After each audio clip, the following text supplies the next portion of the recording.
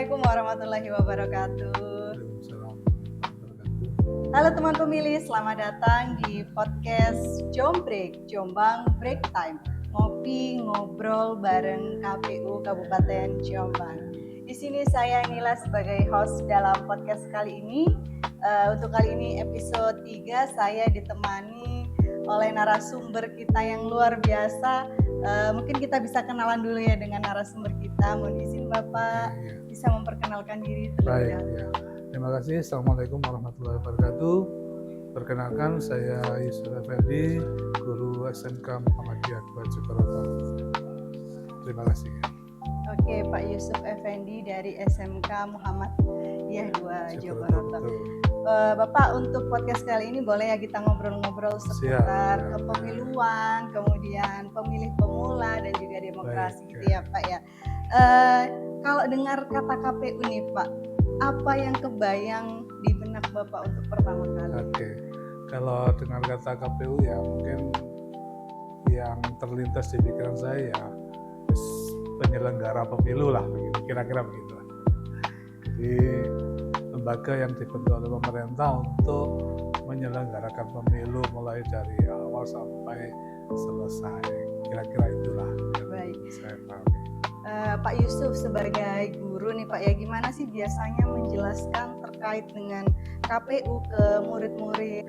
Karena kadang kan mereka itu mendengar kata politik saja itu sudah kayak menguap gitu ya, bosan atau gimana? Ya, kalau generasi muda mungkin kurang antusias ya kalau dengar istilah politik, karena di benak mereka itu banyak informasi negatif yang menguasai pikiran mereka. Rata-rata mereka itu apa sih itu paling cuma permainan gitu.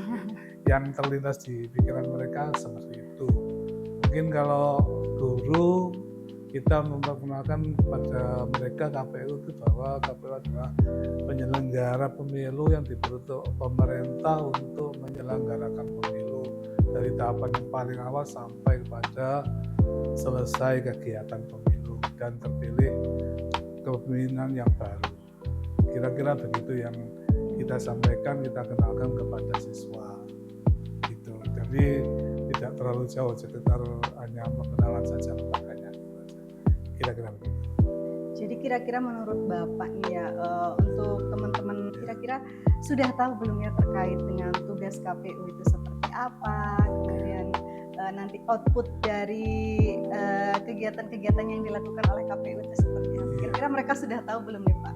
Dari sekilas informasi yang kami tahu dan kami lihat pada fenomena di interaksi anak-anak ya, itu kayaknya kalau mereka nggak terlalu banyak tahu ya, apalagi tupoksi KPU itu apa gitu, saya kira nggak tahu. Mungkin yang diketahui kan hanya bahwa KPU ini adalah lembaga yang dibentuk pemerintah untuk menyelenggarakan pemilu, itu aja yang diketahui sebagian besar anak-anak itu.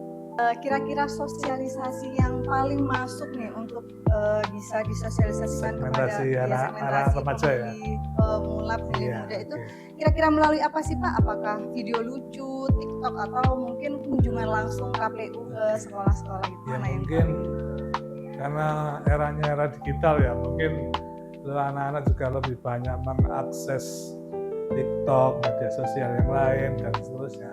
Itu mungkin lebih mengena bisa melalui TikTok barangkali ya.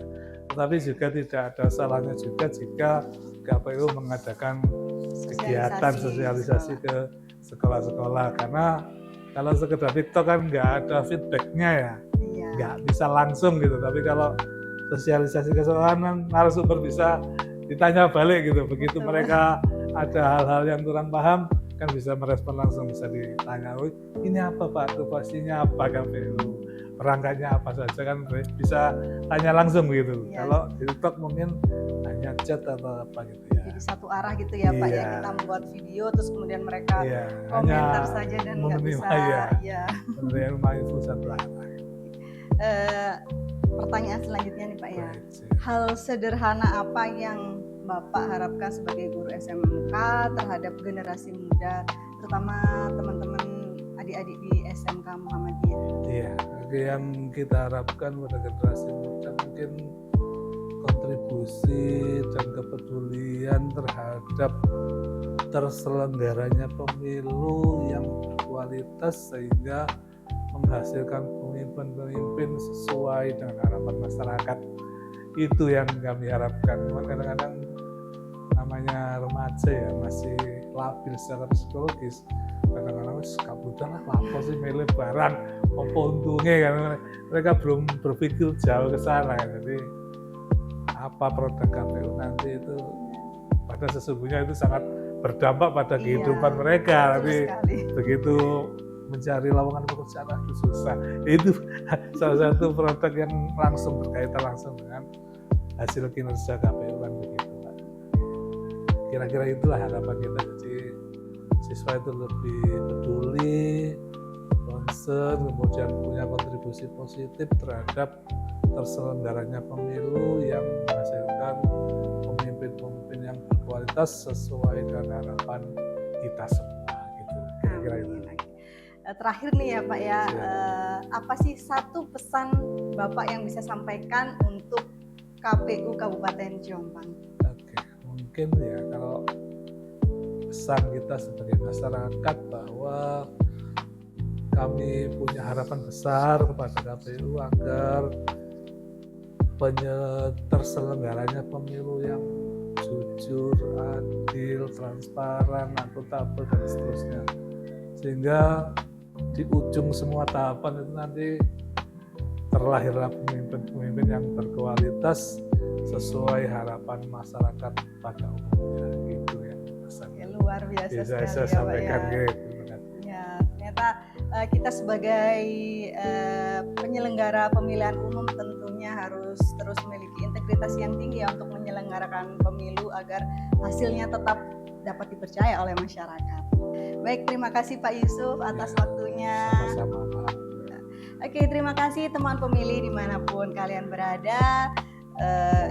Terima kasih sudah nemenin kita di Jombrek ya, Jombang Break Time, ngopi ngobrol bareng Komisi Pemilihan Umum Kabupaten Jombang. Saya Nila mohon undur diri. Wassalamualaikum warahmatullahi wabarakatuh. Sampai jumpa di episode selanjutnya.